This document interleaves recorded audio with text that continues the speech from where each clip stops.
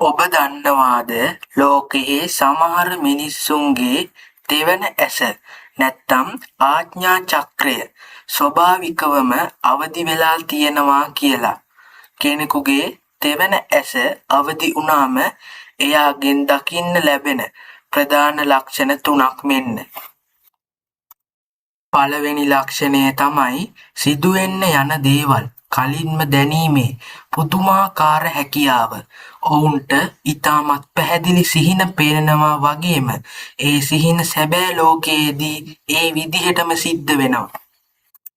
දෙවෙනි ලක්ෂණය තමයි අන් අයගේ සිතිවිලි සහ පරිසරයේ තියෙන ශක්තියින් ඉක්මනින්ම වටහා ගැනීම. කවුරු හරි බොරුවක් කිව්වොත් හෝ මතු පිටින් හොඳින් රඟපෑවත් ඔවුන්ගේ යටිසිතට ඒක ක්ෂණිකව අහු වෙනවා.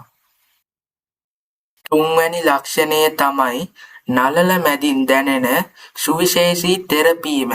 ඔවුන් ගැඹුරින් හිතන වේලාවට හෝ නිශ්ශබ්දව ඉන්න වේලාවට දෙබැම මැදින් ලොකු බර ගතියක්, චලනයක් හෝ උණුසුමක් නිරන්තරයෙන්ම දැනෙන්න ගන්නවා.